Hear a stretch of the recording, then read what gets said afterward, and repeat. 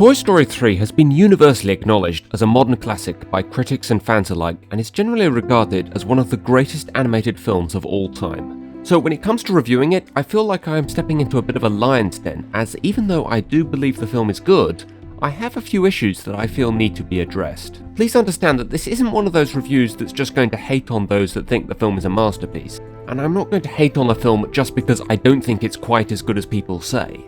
I always hate people that do that. It's not the film's fault other people like it more than you do. I'm not going to accuse anyone of getting caught up in the hype or use the word overrated, a word I hate with a passion by the way. This is only a review of the film, not the way it was received. I just wanted to clarify before I start that this review will not be entirely positive, and if you can't deal with that, you may as well stop watching now. So let's begin. Toy Story 3 continues the theme from Toy Story 2, following Andy as he continues to grow up and play with his toys less and less. I like the idea that even though Prospector was the antagonist in the last film, he actually made a valid point. Andy is growing up and he won't be playing with his toys forever. He did get one thing wrong though. Andy actually was going to take Woody to college. By the way, I find it funny that Andy thinks his toys are junk when he owns 3 of the 4 members of the Roundup gang, which, in the Toy Story universe, makes them very valuable. And maybe this is because I'm not American, so I'm not familiar with how college life works over there, but why does Andy's mum insist on Andy clearing out his entire room before he leaves? Won't he still need it when he comes home for the holidays? The start of the film gave us a conflict between Woody and the other toys about their loyalty to Andy. Woody wants to remain with Andy as keepsakes, while the other toys want to move on and find other owners that will play with them. The key element to their disagreement lies with the other toys' thought that Andy doesn't want them anymore, something Woody points out to them multiple times to no avail. It's puzzling to me why the other toys chose not to listen to Woody, unless they thought he was lying to them. Then comes this moment later in the film when they find out Andy is looking for them and Slinky says, "So Woody was telling the truth." They did think Woody was lying to them. Why would he do that? I don't know if maybe they thought Woody was finding it hard to let go of the fact that their time with Andy is over, but I think a better argument against what Woody was saying is whether or not Andy was putting them in the attic is besides the point. The point is that maybe they are better off moving to daycare and getting played with by new owners, instead of spending the rest of their lives in a dark, dusty attic. Woody claims that they are turning their backs on Andy and being selfish, but I really didn't see it that way. To me, this is just a case of moving on to a new stage in their lives. Woody, as we saw in the first film, finds it difficult to accept change. This also includes his position as leader being lost, only adding his resistance of change. I enjoyed a lot of the small details in this film that showed that the writers really care about the continuity between films. The reference to the play scene from the first film in the opening sequence, the garbage guy Sid, which I particularly like since that job does seem to fit with the type of character he was. Buster and Molly both look to be about the right age for this to be 10 years later, and the layout of Andy's room looks to match how it looked in the first film, just with more stuff in it. I've heard complaints from some people that the film is too heavy on emotions. Now, I can certainly see what people mean by this. There was a lot of arguing between characters and a number of really depressing moments, but these moments are always balanced out by bits of comedy or banter between the toys. For example, Woody's argument with the rest of the toys about them leaving Andy is immediately followed by his amusing and entertaining escape as he tries to get back to Andy's. So I don't think there's any particular part of the film that was too heavy on the emotions. I also liked the undercover society the toys at Sunnyside have developed with things like their roulette CNC. You really get the feeling that the writers are trying to make the toy world parallel the human world, but the problems in it are much more toy related. Finding people to be played with, being played with in the right way, and dealing with the heartbreak of not being loved. In fact, that's really the key thing missing about being toys at a daycare that Lotso either doesn't understand or doesn't care about anymore. You might be played with every day at daycare, but are you ever really loved? Speaking of Lotso, let's talk about his introduction. The first time watching this film, I remember thinking, please don't let this be the bad guy, because to me it seemed a bit too telegraphed with how non-threatening they made him look. Making him pink, having such a soothing voice, the fact that he is literally a teddy bear.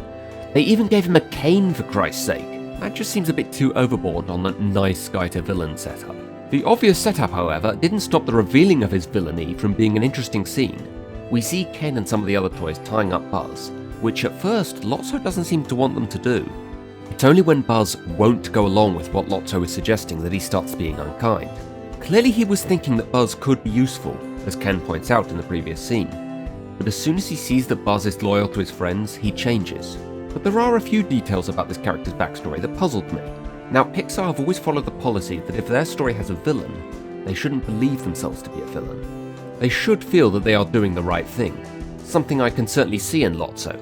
He genuinely feels that the toys are better off without any owners to abandon them. At the same time, however, he still knows what it's like to be loved, and he's been living a lie ever since Daisy replaced him. He almost wants to believe he is better off without an owner because it makes the loss less painful, which of course leads him to the daycare center.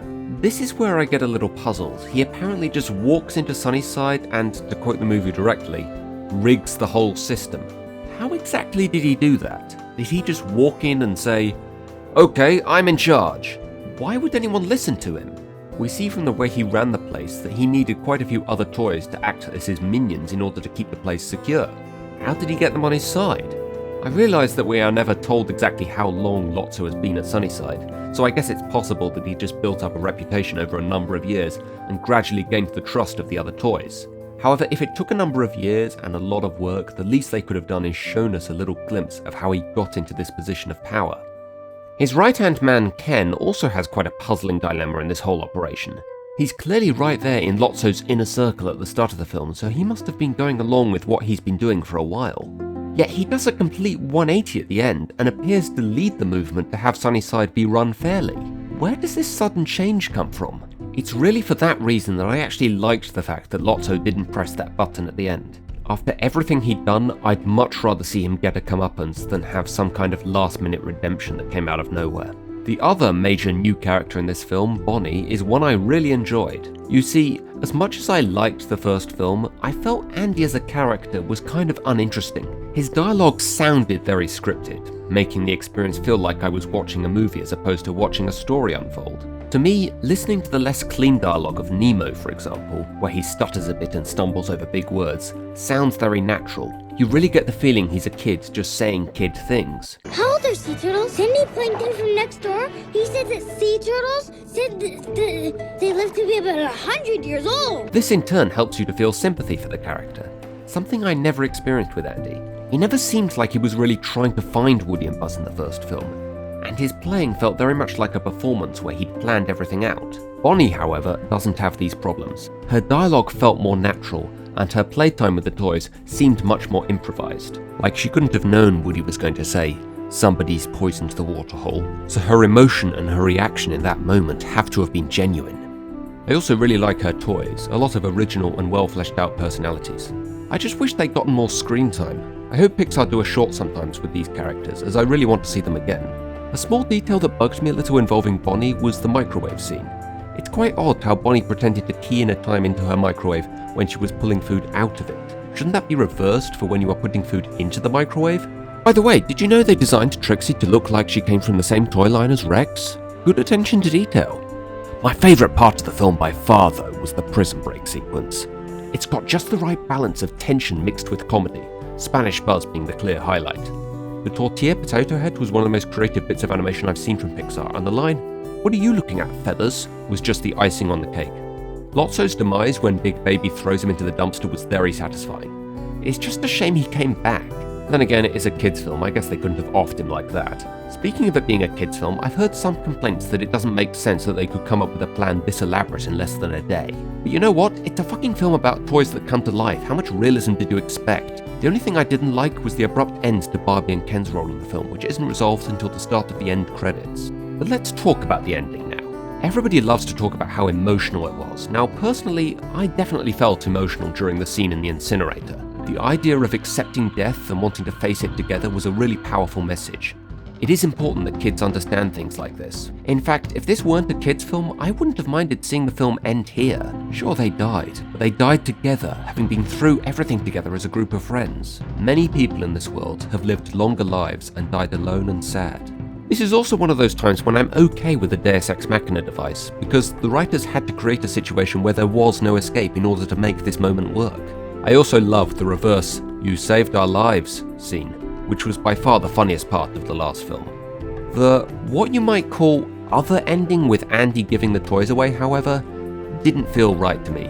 I liked the idea that the toys had to move on to a new owner, as well as giving each character its own little send-off.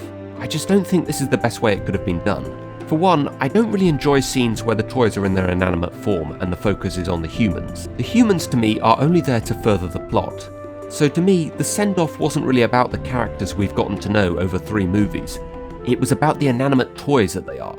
I mean, it's nice to know that they still meant a lot to Andy, but even so, to him they are just toys and he's a college student now who is clearly too old for them. And that leads me to the other problem I had with this scene, the way Andy was portrayed. It's like he's selling the toys to her the way he builds up every feature the toy has and acts like they are real. And yes, I know that they technically are real, but he doesn't know that. To him they are just inanimate objects. This is Jessie, the roughest, toughest cowgirl in the whole West. She loves critters, but none more than her best pal, Bullseye. Yeehaw! Here. What kind of person, young or old, talks like this about their toys, especially to a kid?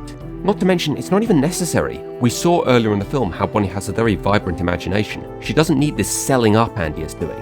She's going to be able to figure out for herself how best to play with these toys. Now Woody, he's been my pal for as long as I can remember. He's brave, like a cowboy should be, and kind and smart. But the thing that makes Woody special is he'll never give up on you. Ever. He'll be there for you, no matter what. Okay, the first sentence does make sense, but as for the rest of it, it's just a toy to you. When has he ever been brave or smart as far as you're concerned? And I know a lot of you are probably already rushing to the comment section to explain this scene to me about how this is the writer's way of saying goodbye to the characters we've grown to love over 3 movies. An idea that becomes redundant if they end up making a 4th movie, as is the rumour, but I digress. While I respect that as an idea, the way it's executed just didn't work for me. Think about it, when has there ever previously been a scene this long in any of the 3 films with the toys in their inanimate forms? Maybe the opening scene of the first film just to build up the moment when they come to life for the first time, but otherwise there is no point in the rest of the films where they are in their inanimate forms this long. I find it kind of hard to feel emotionally invested in what these toys are going through when they themselves are showing no emotion. The only time I really felt anything was that bit when they watch him drive away, because by then they had come to life. Though I did like the final shot mirroring Andy's wallpaper from the first film. Like WALL-E, this is one of the few films I've seen where the end credits are pretty much mandatory viewing, as it showed us that the toys didn't just escape a bad situation at Sunnyside, the situations got resolved. It's interesting to see that even the toys that supported Lotso are being nice now, so clearly they didn't really believe what he was saying. They were just scared what would happen to them if they didn't do what he said. I guess that is what society is like though. Also nice to see Barbie finally get out of that aerobics outfit, though I could have done without seeing the baby and those things. And since the film ends with Buzz and Jessie, I guess I should do the same. I love what they did with the whole Buzz-Jessie thing in this film.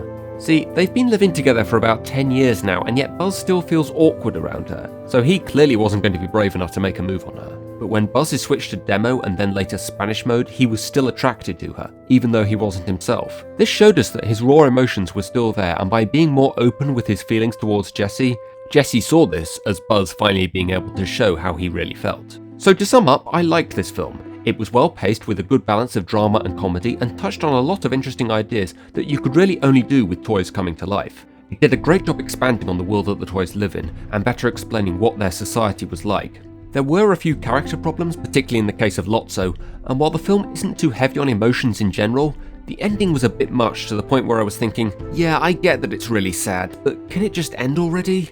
But with that said, it was a nice way to wrap up the trilogy, which is why I don't really want them to do another one. All the characters each had their moment to shine, and the new toys we meet are all given time to be well fleshed out despite the fact that there are quite a lot of them and the film had a runtime of only 102 minutes. Most of my problems are not really things that I dislike about the film, they are just things that could have been better. The film is not flawless, not even close, and I'd say that the original is superior, but only very slightly. But I can certainly see why people would consider this one of the greatest animated films of all time.